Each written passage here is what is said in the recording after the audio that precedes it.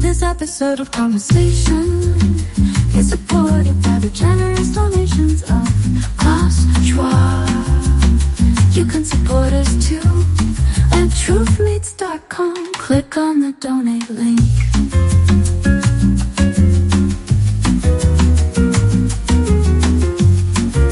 Truthmeets.com. Click on the donate link.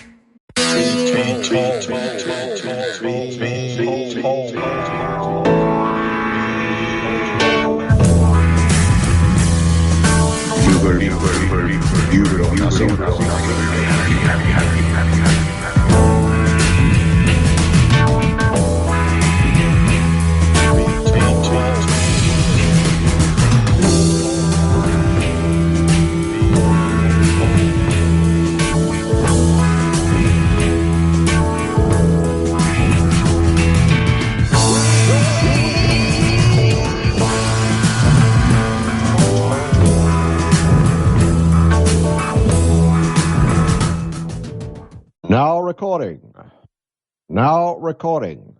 This is Rick on Beer Told, episode number 33. Silas speaks. Welcome to Be Told 33. Well, it's a pleasure to be here. Well, it's a pleasure to hear your voice. And it's kind of a tie-in because Martha's in Scotland and you're in Scotland as well. So there's two Scottish people in episode number 33. Well, one Scottish person, or one Scottish, one. Yeah. Doesn't matter. Look, you're in Scotland. Why not? And indeed. So, whereabouts are you again in the bonny hills of Scotland?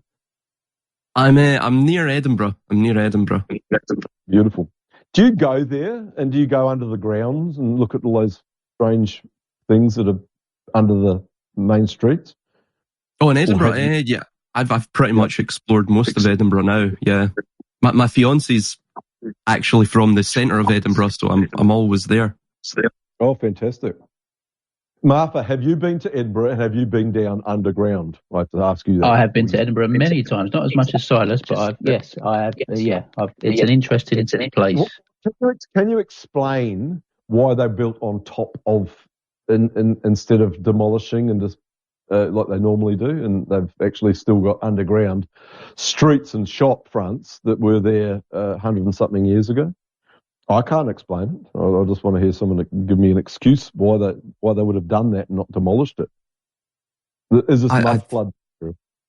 I think the official reason is that,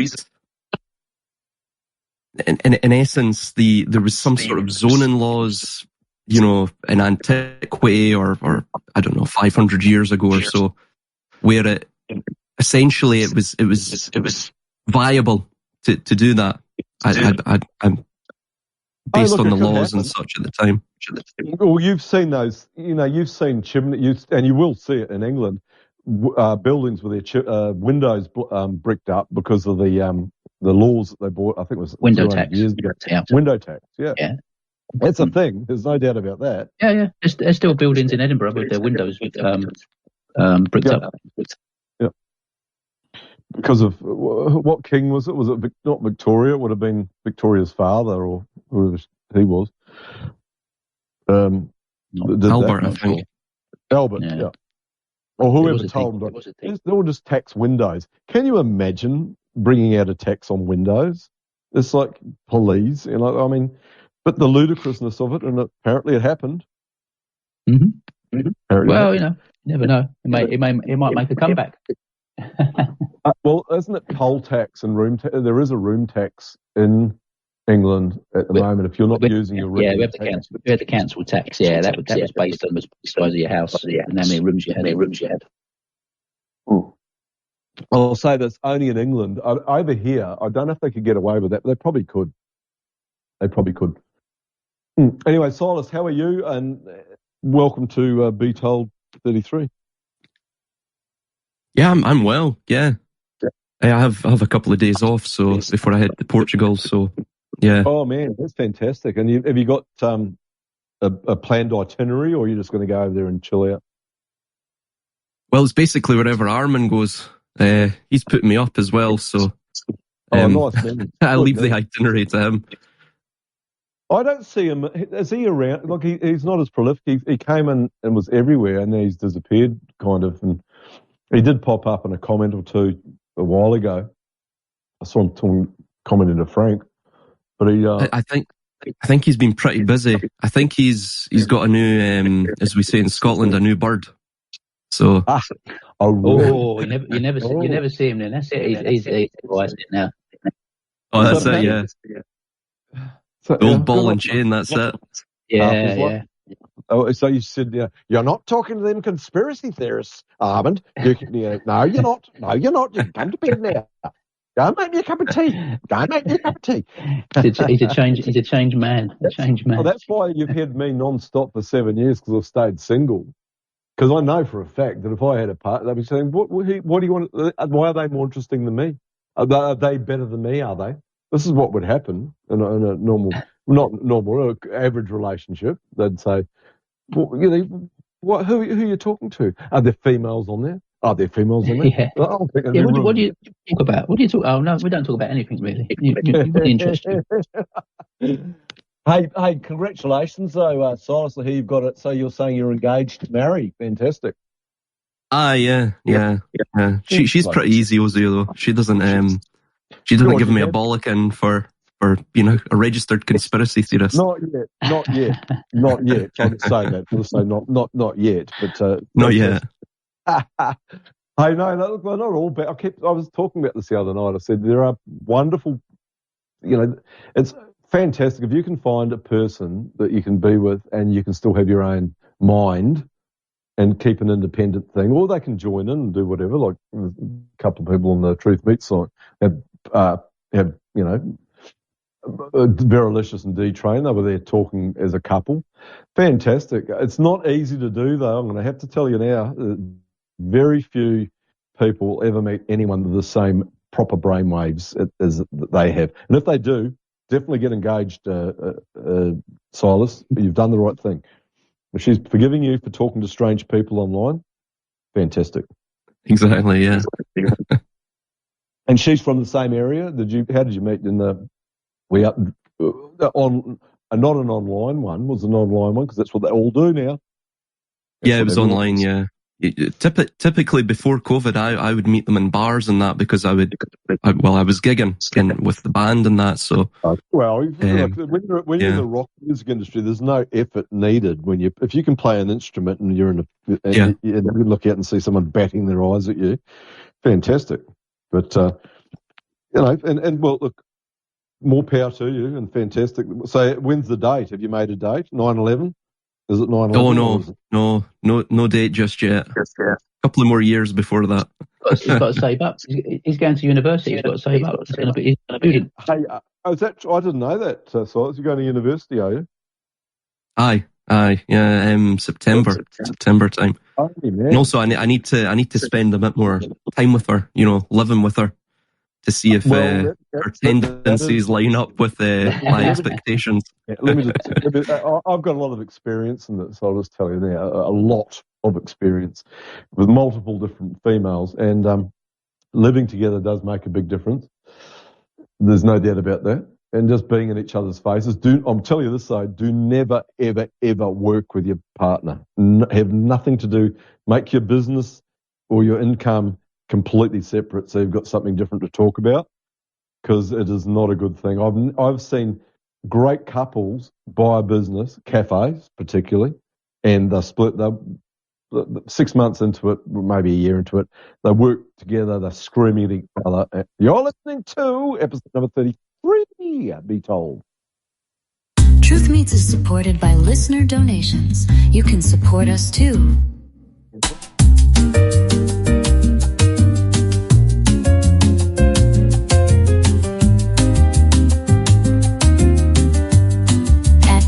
Meets.com. Click on the donate link.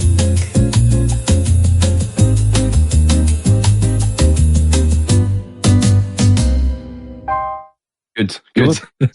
You're listening to Be Told, episode number 33, with a fantastic two Scotsmen, half a Scotsman and a Cockney hiding in Scotland. Martha and Silas Speeds. Hey, fantastic. Silas, And, Silas, can I ask, mate? Sorry, how did you find a university? Because the universities in Scotland are struggling, aren't they, at the moment? Oh, they are, yeah. Well, I just graduated college there, and well, basically all the universities were coming in and essentially saying to us, as long as you've got a pulse, you'll get in, because they're struggling for. Dundee was virtually bankrupt. My wife works for Edinburgh University, and they're struggling. They're laying people off. All the colleges are the same as well. Yeah, the lecturer said to us, he said, if you want your free education, he says, I'd get it now, because I don't think this model is going to continue much longer. Like what you're saying, essentially, they're all bankrupt. Yeah, pretty much. And Dundee is a very good university, and Silas, what subjects are you going to taking? Because if it's going to be history, you're going to be telling the lecturers what's what. No, it's not history. Commercial management, as it pertains to construction. That's awesome, man. So you can become a manager on a building site and help run it and make a lot of money. I'll tell you right now, they do make a lot of money. They do make a few bob, as we say.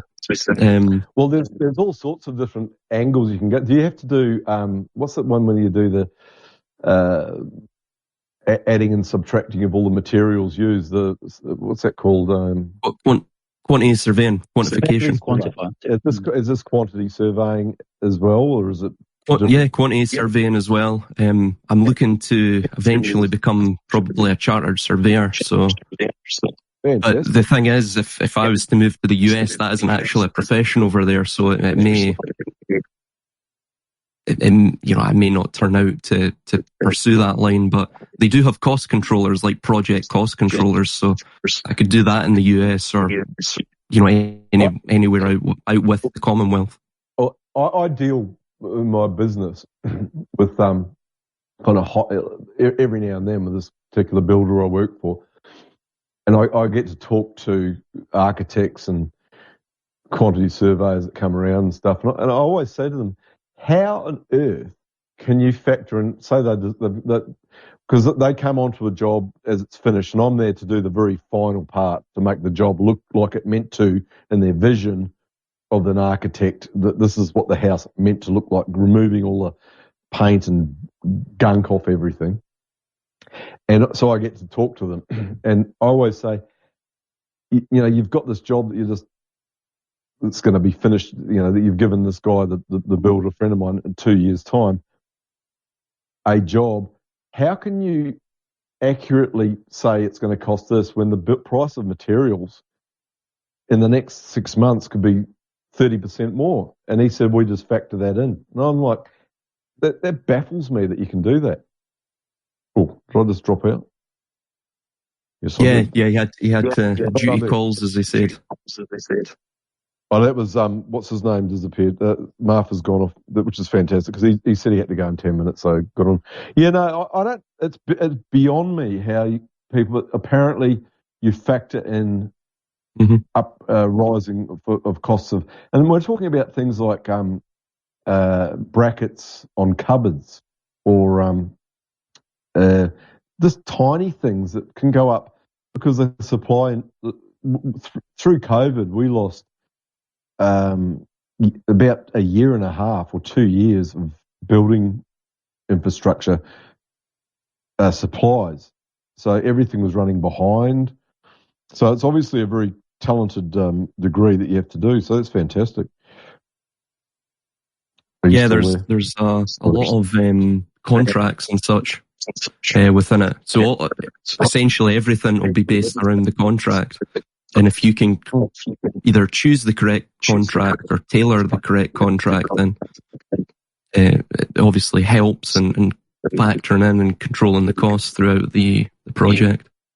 All right, well, which is absolutely fantastic to know all these things, but we'll move on to more esoteric subjects because of exactly. if you, but I'm glad to hear that you've got a goal and a plan which is fantastic because you've got to keep functioning. You cannot just sit there dwelling on the negative, which is I've just been talking about it for the last hour. The media reports of what's happening and everything, and it's like if I'd bothered 30 years ago, I'd be a multi-millionaire now because I would not have listened to all the negative stuff that I was listening to from, be it books or there weren't podcasts. There were groups you'd go to and you'd see something about Rosicrucian this, and you'd go off and look into that. And I just got baffled with the esoteric. And so financially, I'm all right, but I'm not doing what I should have done. Is invest into the future, which I do think everyone needs to do. I'm going to have to say that. But what do you think? What's going on in America? Silas speaks now.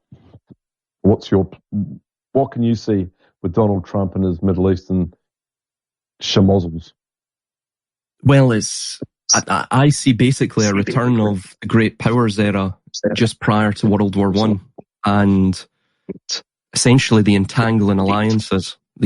I think that's what they're gradually working their way to. Of course, they've already opened up a flashpoint, a military flashpoint, and with the Russo-Ukraine war in Europe. So you've got the theatre of Europe. Then, of course, you've just had the 12-day war of the theatre, and that's opened up the theatre within the Middle East. But was it 12 days? I think that's what they're calling it. Yeah, the 12-day war, which itself is very esoteric. The zodiac. It's a double of the 6-day war when they had it back in the day. Exactly. So they can't help themselves, though. They cannot help themselves. It's always got to be numbers, and it's the same old, rinse and repeat. Do you see Donald Trump staying in power, or do you think he's going to be moved off in the next 6 months, which is what a lot of people are suggesting? I see him staying for the full tenure of the presidency. Okay. That's what I see. Because I think they require him, and ultimately what they require for him is not necessarily the geopolitical wranglings throughout the world. What he is required for is to keep the conservatives basically docile so that they can push through all of this Project Stargate, all of the AI infrastructure. The AI thing is the most important thing in terms of their agenda. Did you listen? Do you know about it's called 201 Brigade? Was it 201 Brigade or 201 Regiment or whatever? They've just struck medals and sorry, they didn't struck medals. They're given all the heads of the AI and social media groups lieutenant colonel status to go straight into the American military to run this new operation. And it's basically, who mentioned it? It was, I'll tell you, it was Melissa Watt is doing a show with this Indian guy that's doing this thing about technocracy. And he sent her the link, and I'll go on to and read you. I mean, have you heard of 201 Brigade? Which is very interesting that they would use that number again. Yes, yeah. I think I have. It's the 201st. It's a type of what do they call it? I forget the acronym now. It's EMIB, and that stands for electronic warfare or something. I forget the actual acronym. I'm just going to give you the using my low talents of what did I put it onto? I put it onto conspiracy theories. Boom. Detachment 201. They actually call themselves Detachment 201, not attachment, but Detachment 201. It is also known as Executive Innovation Corps. It is a United States Army Reserve Group formed of U.S. technology executives directly commissioned to the rank of Lieutenant Colonel. Now, the guy that does Technocracy Inc., Patrick Wood, he said this is unprecedented. He's never heard, he cannot believe how big this is. Now, Patrick Wood's been around for a long time. And for him to say that, I thought, I should look into this. The Army's stated purpose of the initiative is to fuse cutting edge tech expertise with military innovation by recruiting senior tech executives to serve. Sorry, I can keep going, but there's something big about this. The fact that they're giving them lieutenant. These guys are non-military. These are just basically your tech people, the AI people. I'll finish off. A statement by United States Army made on social media said the group, in brackets, quotation marks rather, will work on targeted projects to help guide rapid and scalable tech solutions to complex problems, end of quotation marks, in order to make the force leaner, smarter, and more lethal. This is Wikipedia. More lethal. The initial group of executives sworn into it on June the 13th includes Facebook parent company Meta Platform, CTO Andrew Bosworth, current and former OpenAI executives Kevin Weil, that's W-E-I-L, and Bob McGrew, and Palantir Technologies CTO Shyam Shankar, who's Indian, obviously. What do you think about that, Solar Speaks? Yeah, they're essentially, what they're essentially doing is they're building to this AI superstate, if you will. And it's the perfection of the soul trap if you were to look at esoterically. I think that too. I agree with you. It sounds identical to it.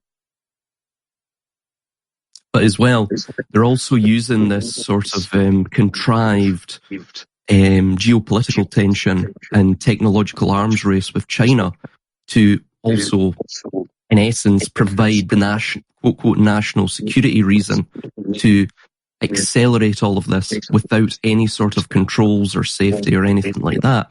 Because when you look at the linear trajectory currently of China's AI research, of course, they're going to reach AGI far before the US at current trends, unless, of course, the US does this.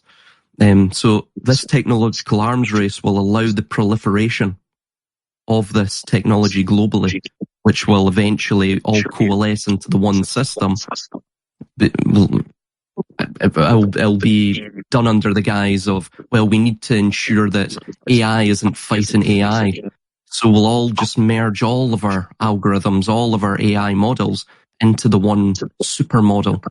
And then, of course, that'll facilitate the algocratic, the rule by algorithm system that they desire globally.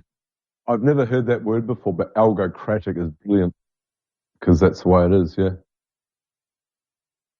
Also, looking at the more esoteric side of this, you can see it with, for example, Palantir. Palantir itself, that name is from Lord of the Rings. Yes, it is. Funnily enough. And I believe in the Quenya, which is sort of the Mordor tongue, in Tolkien's universe, Palantir means all-seeing. So Palantir, they were the orbs. Remember the Lord of the Rings movie? The orbs that Sauron would use to sort of, extend his sight. That's exactly what it's pertaining to. Well, that was because if you saw Lord of the Rings and you saw the imagery of that all-seeing eye with Sauron, Christopher Lee, just this giant glowing all-seeing eye on top of a giant pillar. So it's the same logo as the Egyptians used back in the day to control their public. Same imagery everywhere. And everything about Palantir is Lord of the Rings, though. I think that the guy that founded them brags about it. He said, it was his favourite book or whatever. But there's more nefarious intent for sure. Keep talking, man. You're fascinating stuff. Well, the four founders of Palantir as well are all, well, they're all dual citizens, American and Israel. Also as well, Sam Altman, the founder of OpenAI, plus Peter Thiel, and all of the various backers of OpenAI, which are they're the primary AI developers for not just the US military, but also the US in terms of its civic base as well. They're all dual citizens too, Israel, American. So it's the apple doesn't fall far from the tree in that regard.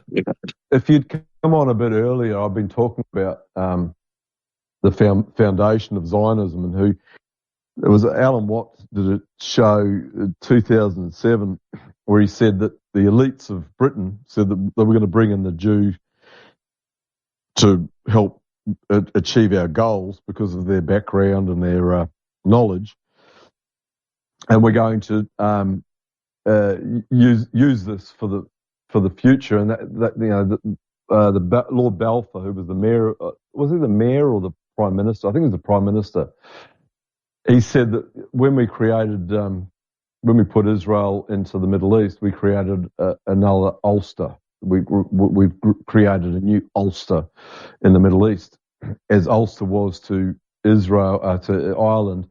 Israel is to the Middle East. It was like a very small group of people that did not get on with anyone surrounding them. And if you look at the maps now, they've now taken over. So this whole thing, I do believe it's, to me, the British elite groups of the 200, 300, 400 years ago are the ones really controlling stuff.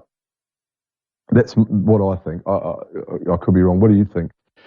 Who do you see as the bosses of all bosses up there? I believe it goes even beyond Israel and even the British. But I do think it must have some sort of Abrahamic, but a sort of a mystery religion, a Kabbalistic Abrahamic tone.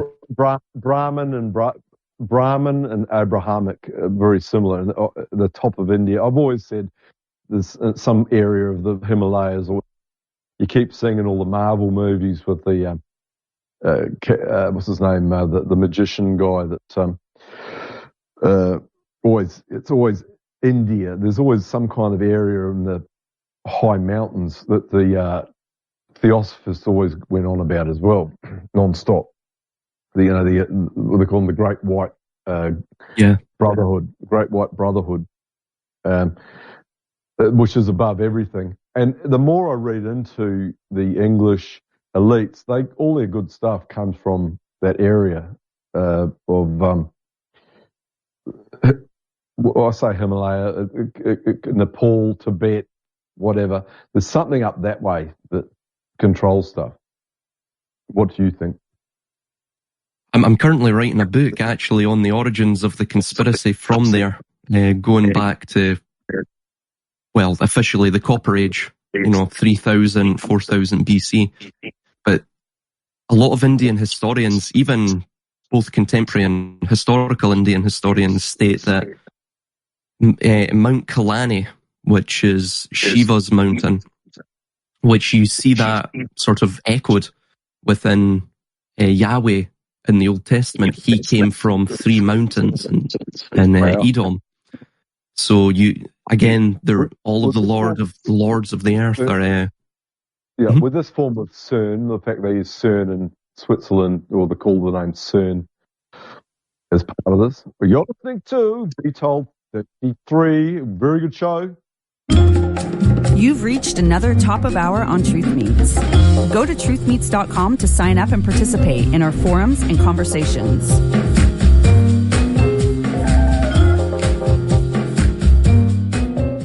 Yeah. I'm echoing. Okay. Thank you for telling me. How long has that been going on for? Since I've joined. I didn't want to. I was trying to let you know. Always tell me, because when you say echoing, because it does happen. I don't know how to stop it though. That's the only problem. Well, you keep talking and I'll stop echoing. There you go. Oh no, it's echoing when I'm when I'm speaking. I didn't know if it was affecting your like there. I didn't know if it was affecting your recording though. Well, put it this way: there's no echo from my end, and usually if I hear it, I would tell you. So, could be from your end if you're listening on a different. Yeah, it may be.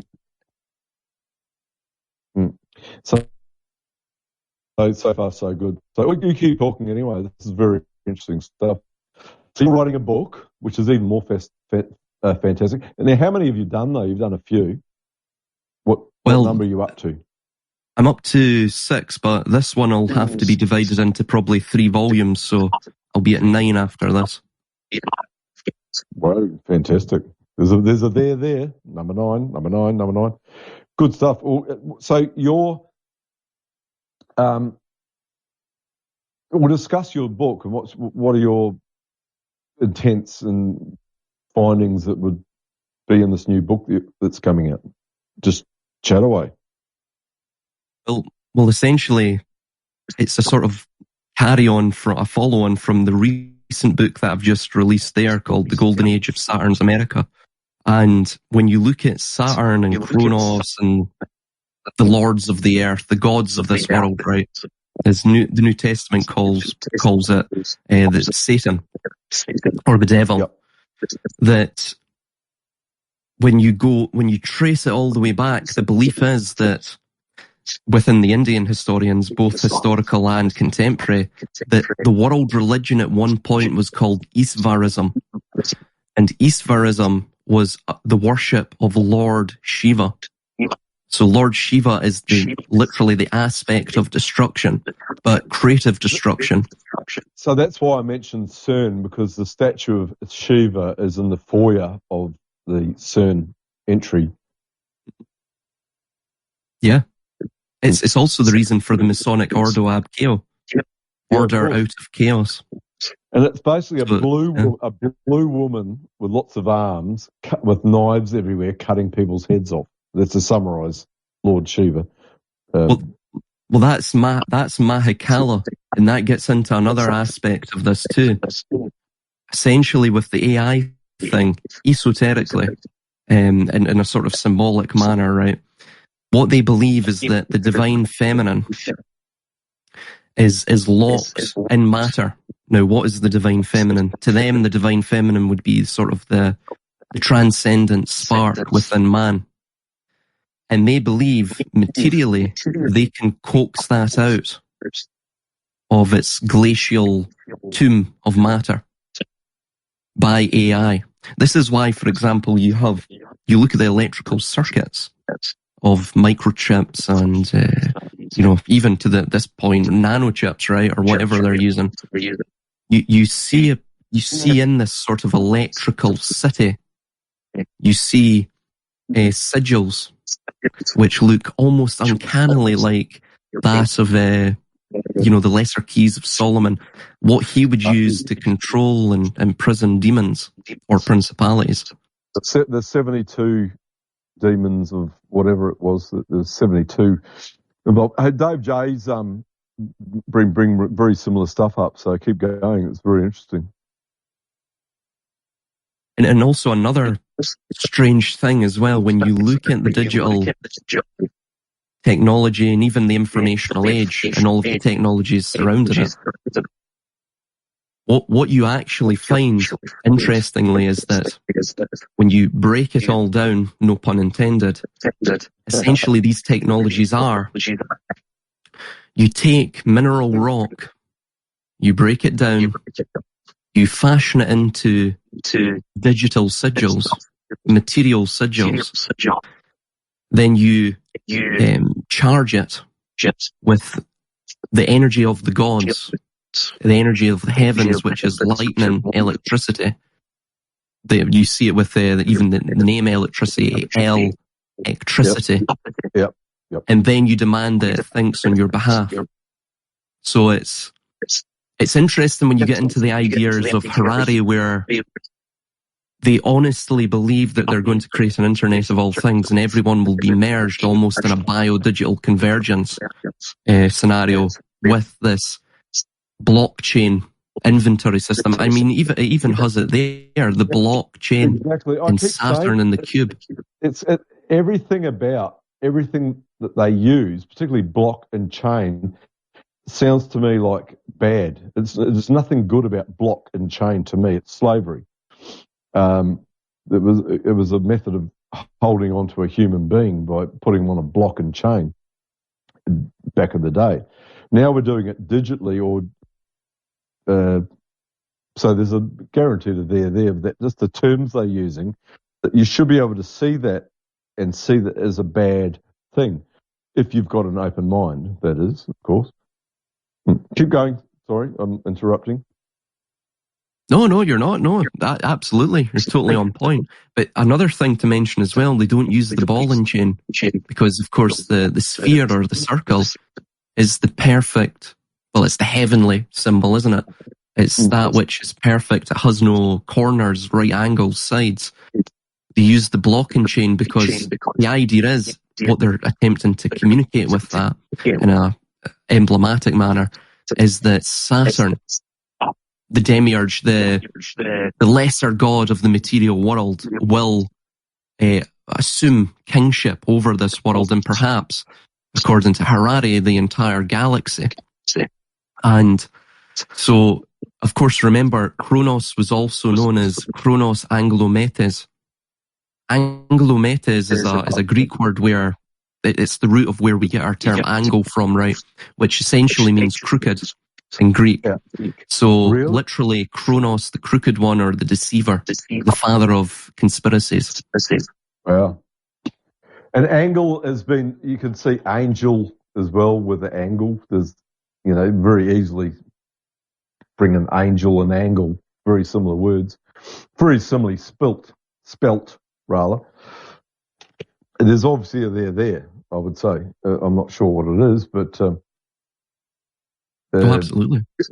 You just keep talking, man. And look, I cannot hear any echo, so hopefully that's getting recorded as you're speaking. Well, you're totally on point. Absolutely, yeah. So it's we have electricity, and then of course we also have Elohim, which is the Hebrew for angel. Yeah. And you don't find in Genesis 1, I believe it appears in Genesis 2, but you don't find in Genesis 1 where all of the world is, or all of the singularity, the pure potential prior to Genesis is cleaved in twain. The light and the dark, the waters above, the waters below, so on and so forth. Up and below, above and below, it's all, opposites. Exactly. When the opposites were created, it was the Elohim that did it. It wasn't Yahweh Elohim. He appears in Genesis 2, but you only see Elohim within Genesis 1, at least the Hebrew Bibles that I'm reading. So the Elohim itself is almost akin to the Archons. It's literally the rulers of this world. You see them crop up again in Deuteronomy 32 verses 8 to 9 and a couple of others. Psalm 82, I believe, as well, where it makes this allusion to the fact that you have El Elyon, the Most High God, and then you have his 88 sons, which were the Elohim. So these are the angels, the angles, the rulers of a specific side, as of course you would have with angles, right? They comprise the body.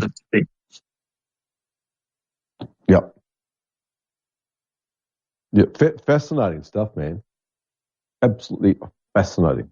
You still there? Yeah, still there.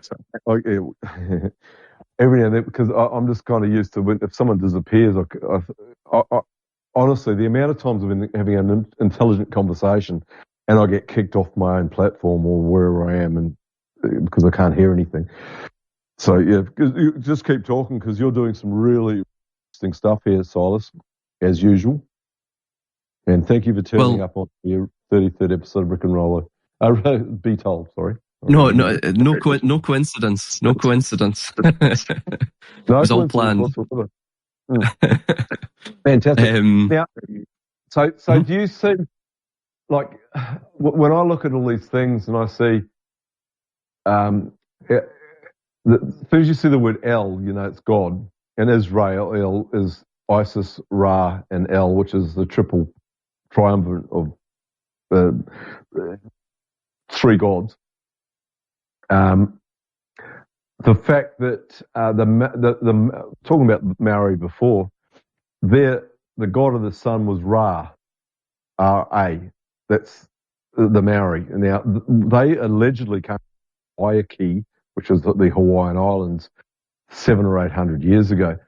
They use Ra for God or sun, the sun.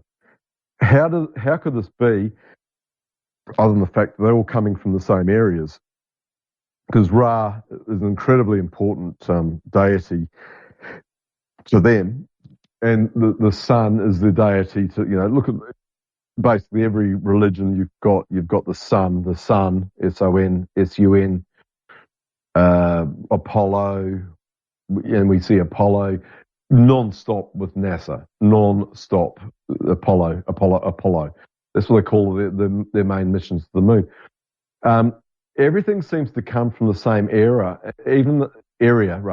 and all tribes of the different cultures of the earth have very similar things, which I've picked up on over the years. You see this obviously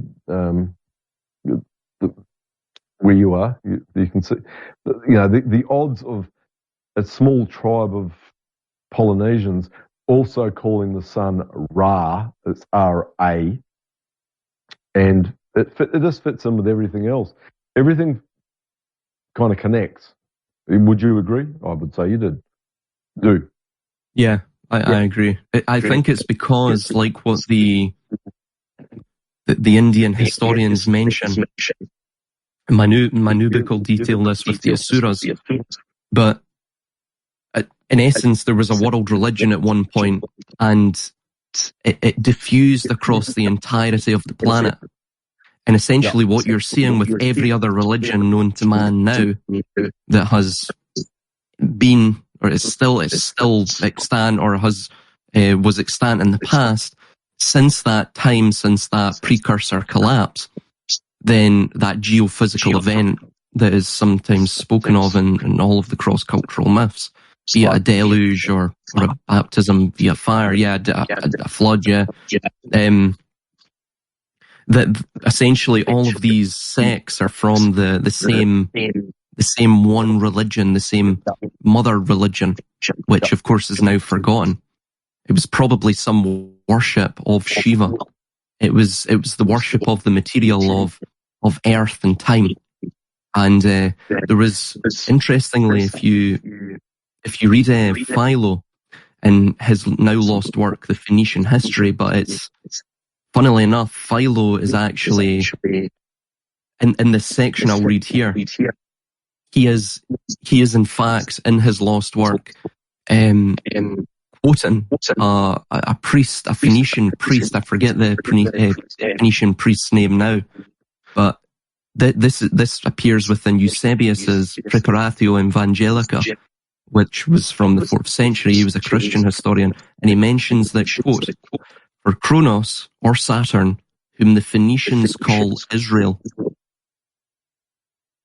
So, massive bombshell that, and that's from Eusebius Preparatio Evangelica, Book 1, Chapter 10. Isis, Ra, and El, they're all three gods. Yeah.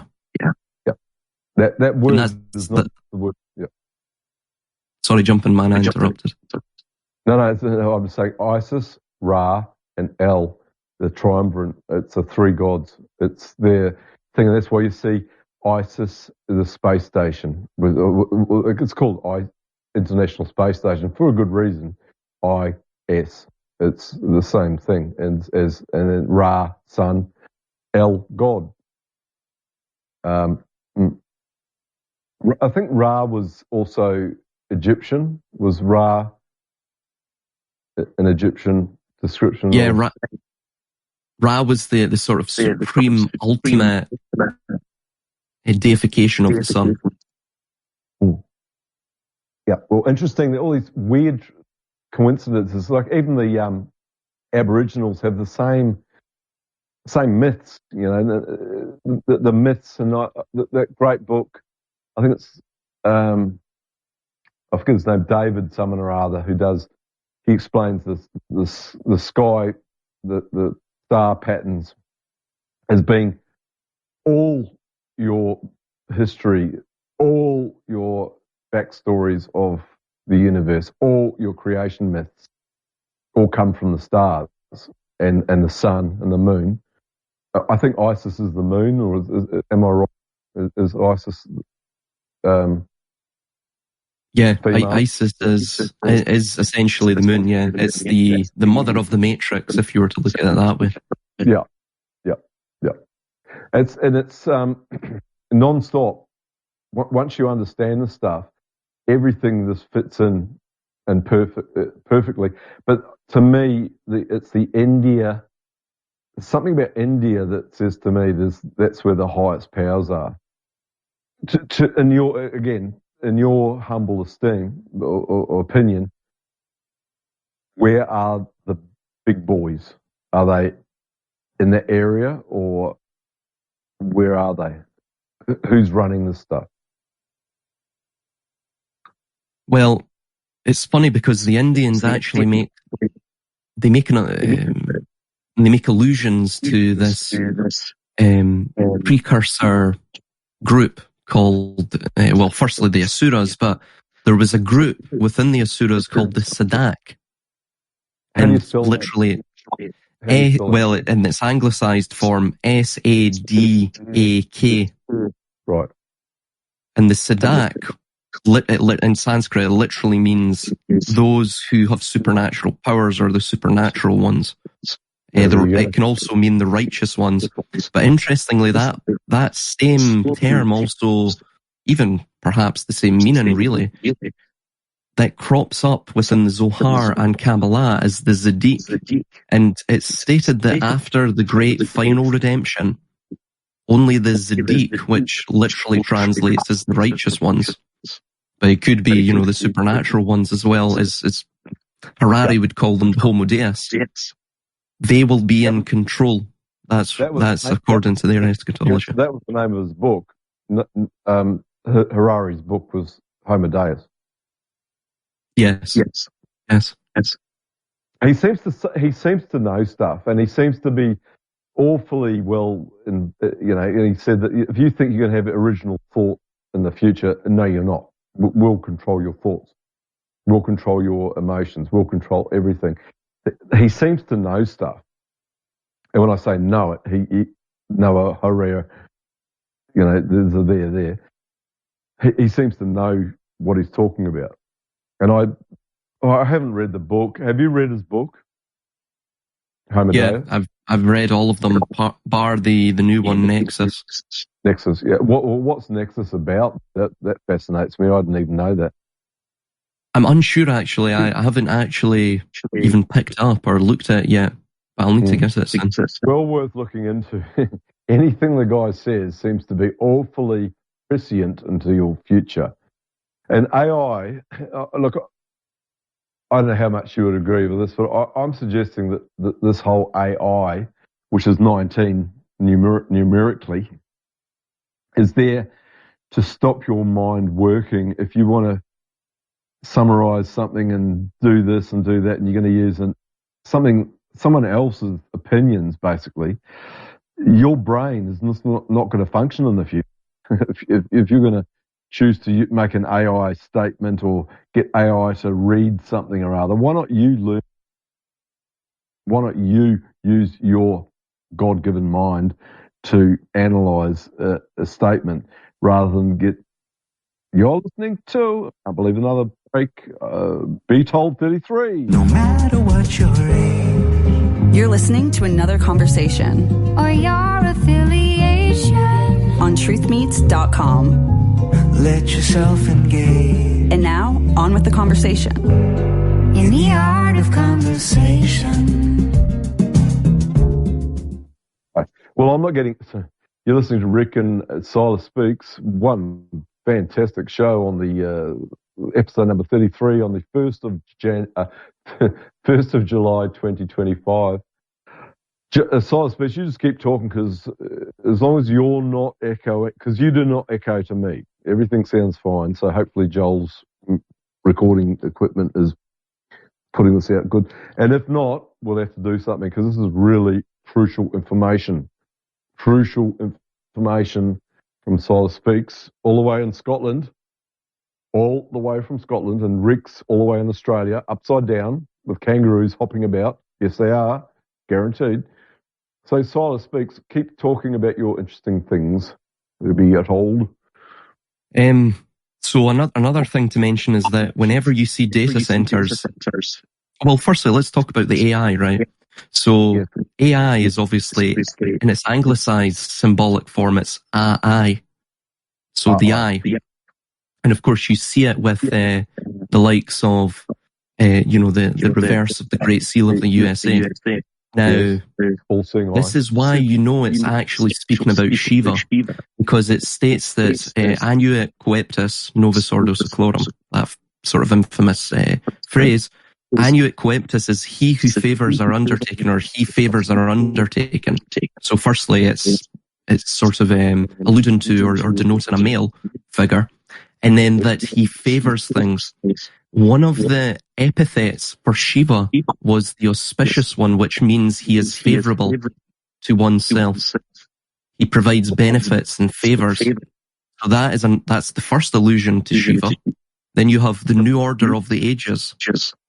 The ages obviously relate to the world ages and Kabbalah and essentially the final redemption, as they call it. You see it on the World Tarot card. Essentially, you'll have 4 seasons of the world ages, which roughly go the entirety of the precessional years, which is, or the precessional year rather, which is 26,000 years, normal tropical Earth years. And the final one is Aquarius. So that's where we're going to, essentially. We're about 150 years or so off it, according to official. So 1968, you got this musical Hair came out of nowhere. And the biggest song of that song was the Age of Aquarius by the Fifth Dimension. The Fifth Dimension. There's a there with that one.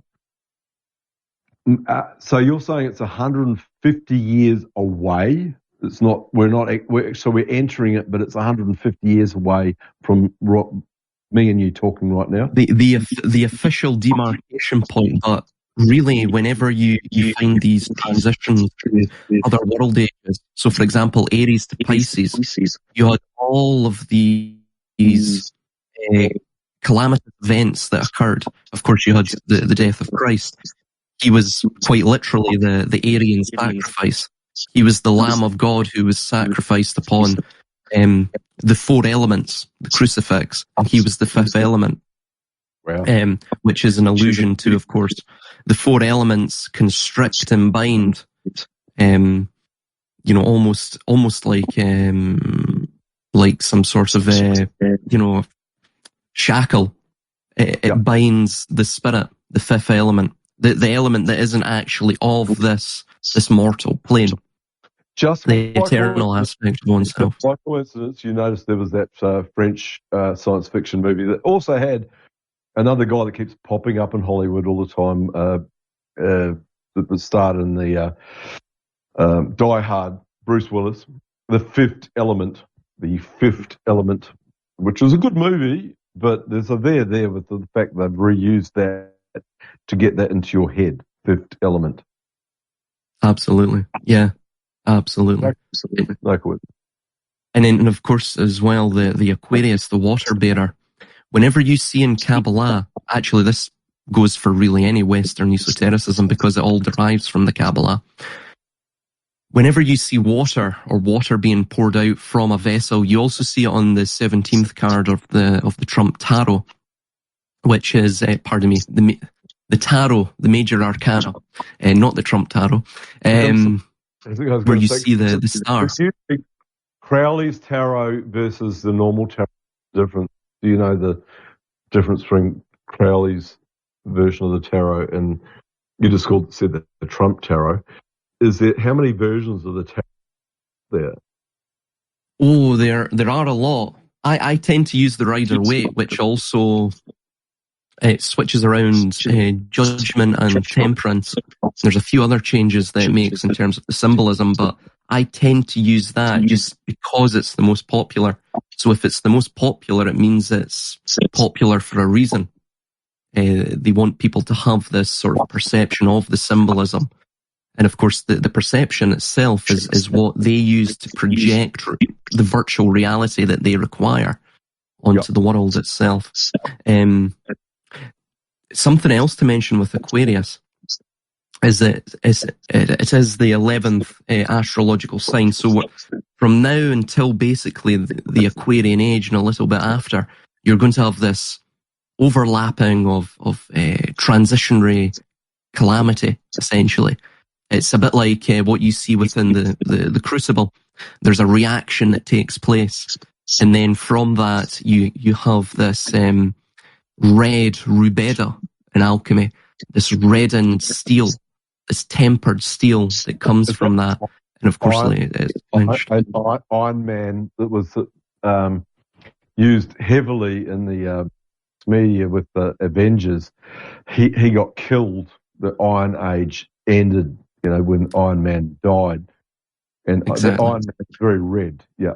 So there's and also another thing to mention on the iron, you have the Golden Dome in the USA. That's the new idea based from, the great mind of Trump and his advisors, and of course the scriptwriters themselves, where they will create a similar counter missile battery system or defense system that will be called the Golden Dome, similar to Israel's Iron Dome. Yeah. So you have the Golden Age falling to the Iron Age, another allusion to that, right? A little nod. You also have the Golden Age of America, called by Trump, who is the Golden Dawn. Yeah.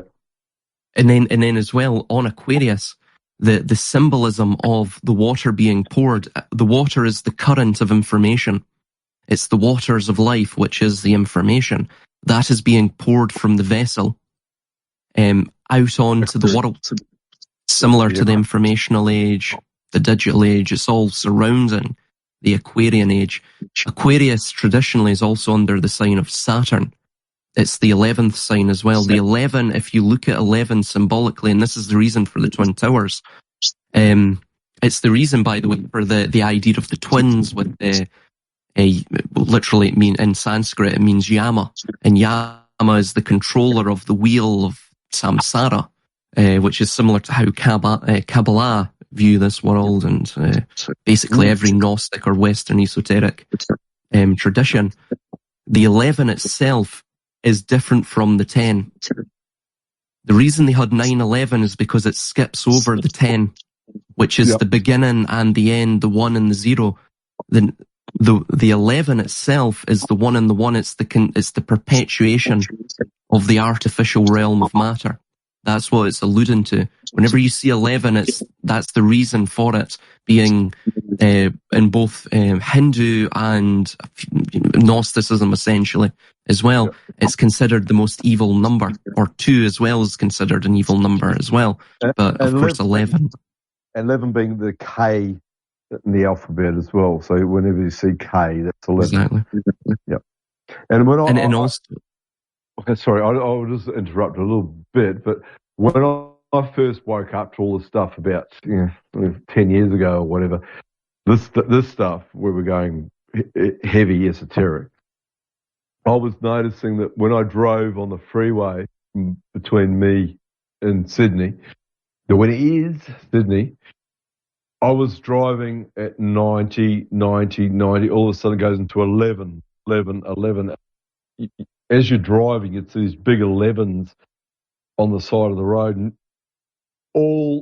anyone that drives the biggest and most busiest freeway from north to south in Australia sees 9s and 11s all the time, and you actually drive through them. And I'm always on about this, that when you're driving, you are driving in your subconscious. You are not in your real person. You are just subconsciously driving, and you're getting 9s and 11s as you're driving down this massive freeway, and I picked up on that. So it's a very important thing.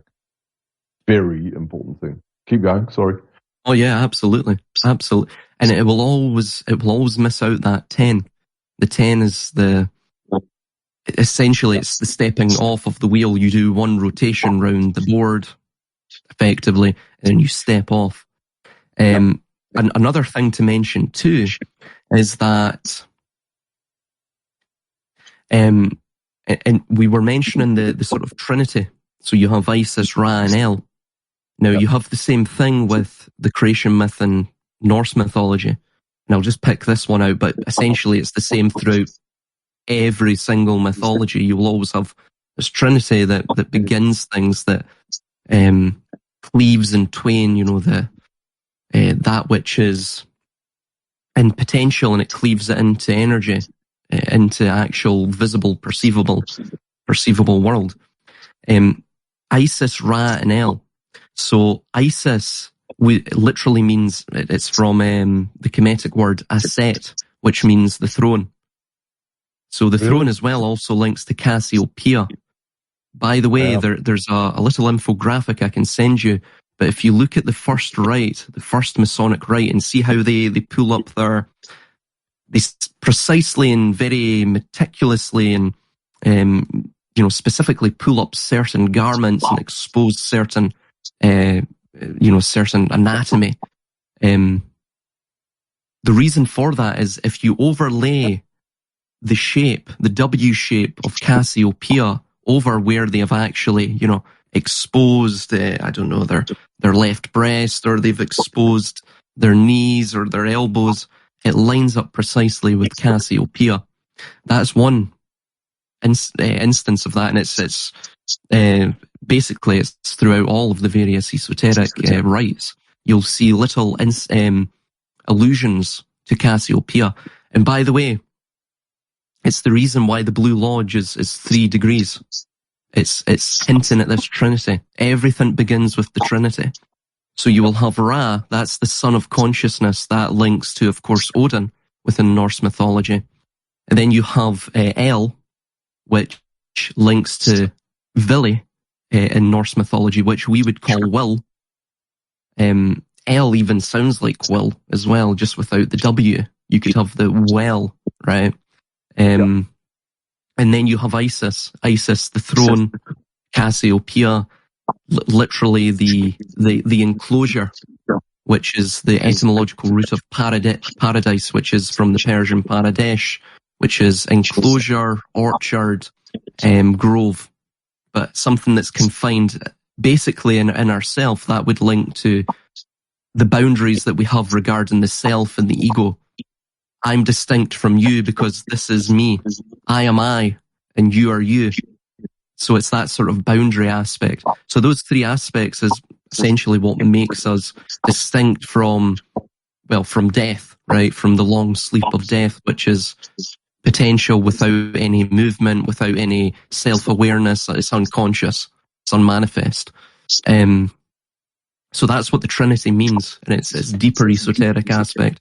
If you ever, find yourself getting into the mystery religions, but look, I just see the Trinity everywhere. It's the Matrix movie had Trinity as the, the female heroine, and heroine. No, there's a there, but Trinity was and I'm not going to watch it. I've got no interest in watching it, but the latest version of the Matrix, Trinity comes back and saves Neo. So everything that we're seeing and what you're talking about is being represented in your mainstream TV, movie, or Hollywood or whatever. And Hollywood being the staff of of witchcraft for the wand. Everything you're saying, I can hear it and see it fitting in with everything I believe. So keep talking, Silas. Sorry to interrupt. Oh no, you're totally correct. You're absolutely on point. And there was just on the Matrix, I've posted something there, but just finally, the hexagram itself is actually an allusion to this trinity. So the upward pointing triangle is obviously the phallus. That is the will. The downward pointing chalice, the womb, is that, which, by the way, that's what matrix means. I believe JLB brought it up in a recent FACO conversation I was having with him. And it was, I never really thought about this, but the matrix from Latin literally means breeding female. You have the mater, matrix. But in later Latin, it meant womb. It was relating to the womb. Wow. So the matrix itself, the downward facing chalice, the vessel, the sephira, which is what that means in Kabbalah, Hebrew, that is what collects the water from above. Wow. It's what receives. So it's the moon itself, the feminine, water, they're all tied into basically that Isis or Aset, the throne, the world itself, the vivarium. And in the middle point, which we can't really see, but is implied by the two triangles establishing that confines in between, is what obviously produces the sun of consciousness, the consciousness itself within the material world. So you have the Trinity there, Israel. It's also, by the way, it's also found with the triangle. So this is the reason for the Saturn moon matrix. The two columns, Boaz and Yakin, are in essence the entrance and exit way to and from this world, which is the moon. And then, of course, you have the sun or Saturn. Both of them are synonymous within Babylonian tradition, which is where all of this derives from, Kabbalah and Abrahamism, you could say, and that. And then earlier on, from Babylon, it was derived from India and the Asuras. The middle pillar of what's called Da'at or knowledge links with the sun or Saturn. Obviously, if you were to look at those three pillars from a bird's eye view, it's inferred more in terms of a Masonic symbolism. The three columns are actually a triangle. And this is what Kabbalah also calls itself, the three-column system. It states that no less than 3 or 4 times within the Zohar. It calls itself the three-column system. So that's what this all really relates to. And we were talking about the AI. I'll just read this out really quickly, and I'll let you jump in, man. Regarding, so in terms of Saturn or Kronos, or Aleister Crowley and John Dee called it Koronzom, literally the dweller in the abyss, or from the Enochian language, Kor means to count, so it's the counter within the abyss, essentially. But his letters were Ayin, the devil's letters as well were Ayin, Capricorn, that was the zodiacal sign.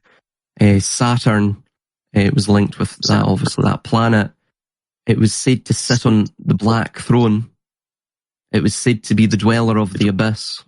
All of this, right? So, it's basically the false source. It is false source. And doesn't the Queen sit on a black cube or something? There's something about her throne. Elizabeth, Charles's mother, sat on some kind of rock that was, they said it was a meteorite that they found. It was in Scotland, it could have been, I'm not sure. But there's a there with what you're talking about here with the British royal throne being on. You're listening to, unbelievably, the 33rd episode of Rick and Roll. No matter what you say, you're listening to another conversation or your preoccupation on truthmeets.com. You can practice every day. And now on with the conversation. The art of conversation. Listening to the most important show that's ever been on the Be Told show. I never said Rick and Rollo, which is what just rolls off my tongue, guaranteed.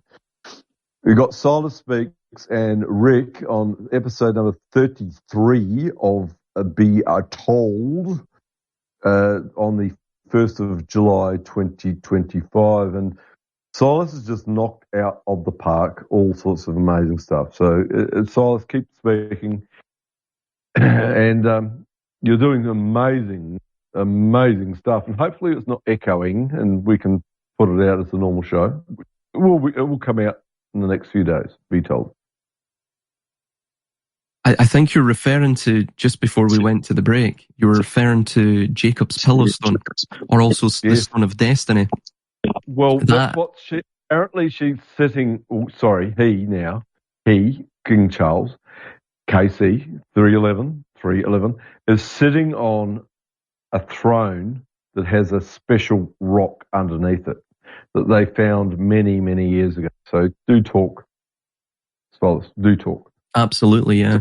And you also, typically, this is what's known as the Beatelis stone, or the Beatel stone, literally the house of God from the Semitic language. Obviously, the Kaaba has a black meteorite in it.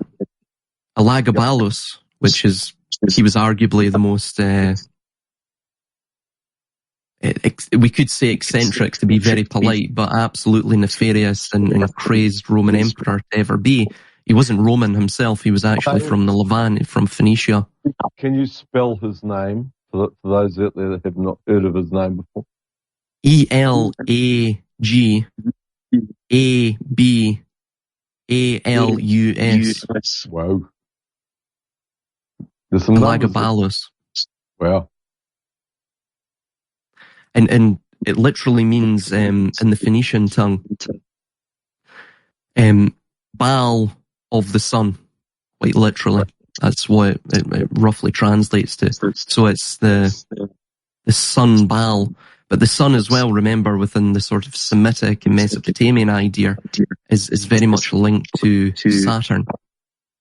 Yeah. But Saturn and the sun being reflections of one another, one being the black sun, one being the actual golden sun, hence the distinction between the golden age and the iron age.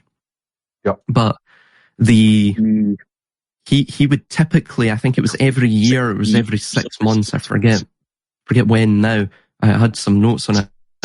Elagabalus built this grand temple in Rome to Elagabal, his patron deity, and he would be at the head of a chariot of 6 steeds. He would be the 7th point, the charioteer holding the reins of the 6. By the way, this is an allusion to Saturn. Saturn is the 7th planet holding the reins of the other 6 in classical astronomy.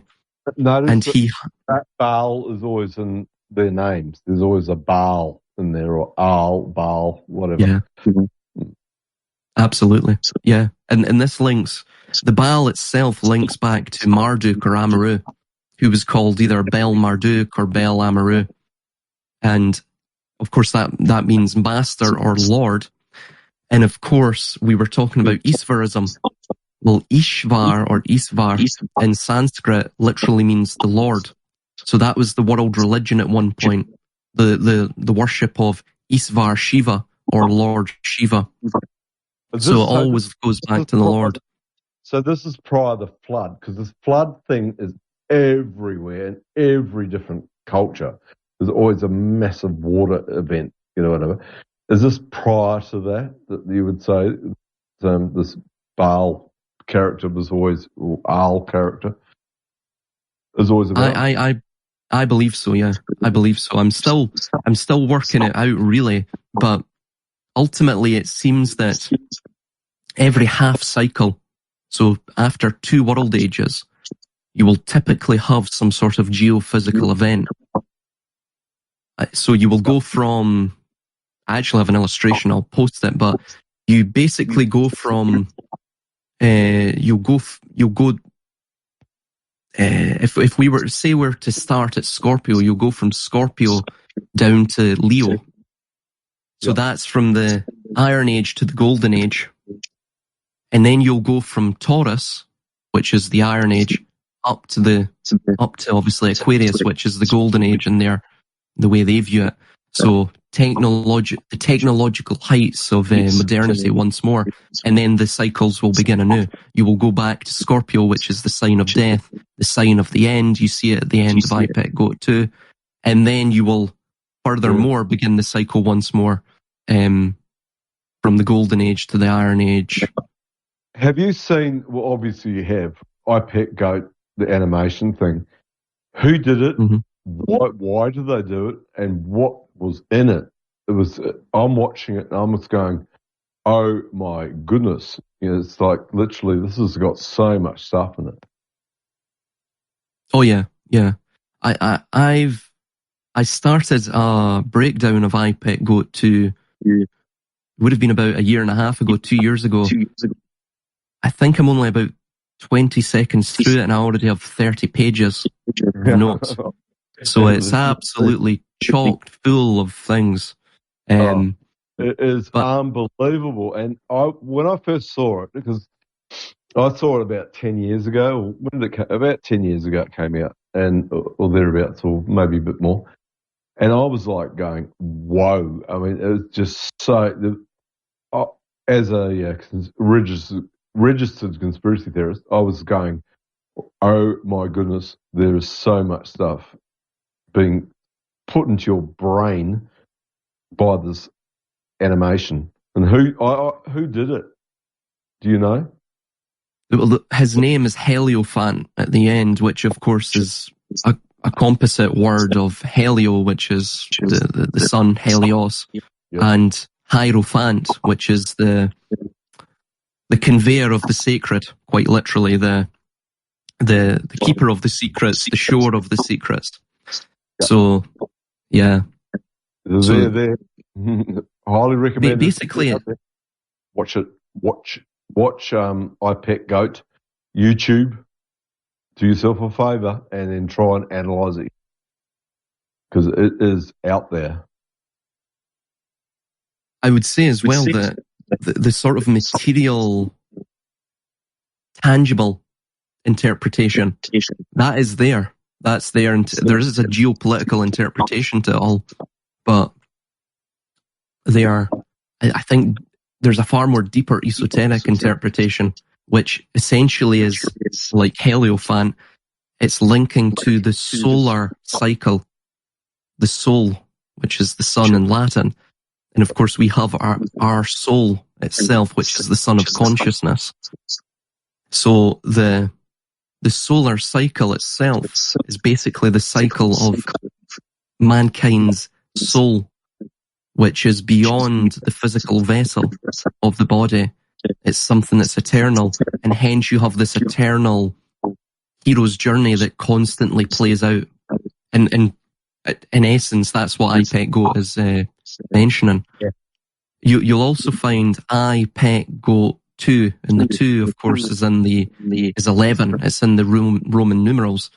100%. That's relating to this same idea. The goat itself is linking to the Capricorn, and you see it right at the beginning, and it's stuck in the box. Now, if you were to see the other half, the lower extremities of that goat, you would find that it is actually the sea goat. That's why the box is there. But what it's pertaining to is that the higher aspect of man, that which climbs the fatal slope, hence the goat, right? That which can climb any vertical face up to heaven, the more heavenly aspect of man. The soul will be mesmerized by the metaverse, right? The circular negative feedback loop of the new cyber reality that they will create through AI and virtual reality and all of this. And the lower aspect of man, which is the locked into the abyss of the world, the darkness of the cave, that will have a box put around it, a data center put around it. All of the data centers, the servers themselves are all boxes. They're black boxes usually. Yeah, and it will have more draining power at the level that when they go on, they tell us you cannot use your hair dryer because it's going to change your weather pattern, but yet they can have these giant domes or boxes of whatever that are draining power beyond any draining of all powers.